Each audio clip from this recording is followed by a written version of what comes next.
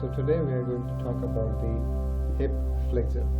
Earlier I had posted a video about the kinetics of the hip joint. I had given a brief about the muscles, and today we are going to specifically learn about the flexors, that is the flexors of hip joint. So flexors mainly have two functions. The primary function is the mobility function in an open chain. So it works to take the limb forward while ambulation or while walking.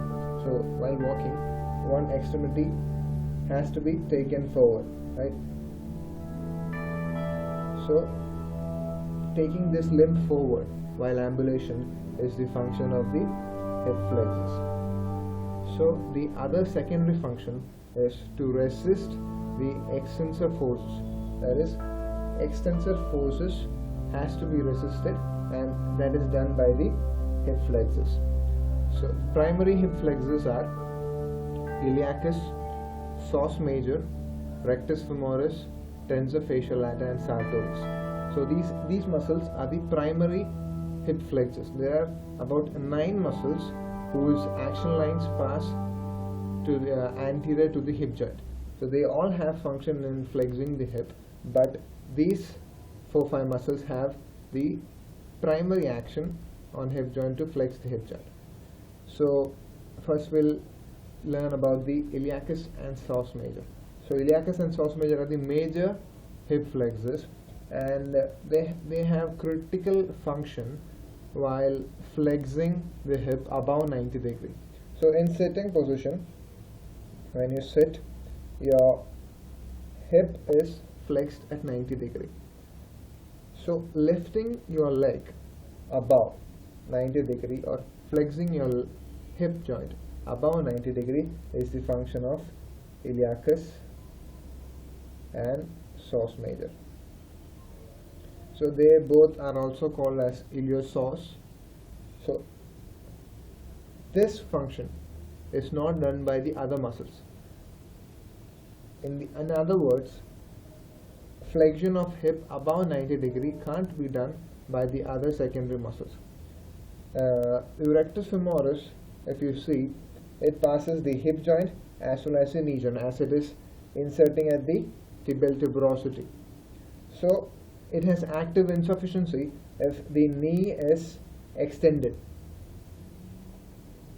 So as flexion of hip and extended knee will produce active insufficiency in regarding to the rectus femoris. But as iliacus and psoas major are inserting at the femur only, so they can produce the hip joint flexion without any problem of active insufficiency. So if the iliacus and psoas major is paralyzed, you cannot flex your hip above 90 degree. So that means if iliacus and psoas major is paralyzed, you cannot lift your leg if you are sitting above. Okay, so another muscle is the sartorius. Sartorius is also a hip flexor, as well as it has other functions also. Now we'll look at the secondary muscles. So keep this thing in mind, that the secondary muscles only work in the range of 40 to 50 degree or till 40 to 50 degree of hip flexion. Above that, the secondary muscles cannot flex the hip. So the secondary muscles are pectineus, adductor longus, adductor magnus, and there is one more peculiar muscle, that is the gracilis. The peculiarity of gracilis is it flexes the hip when knee is extended, and it doesn't flex the hip when knee is flexed. We saw that the rectus femoris rectus femoris has active insufficiency when the knee is extended, but gracilis flexes the hip when knee is extended and has no function of flexing of hip when knee is flexed. So this is a brief, or this about the hip flexors. I'll be posting other muscles also. Keep tuned. Thank you.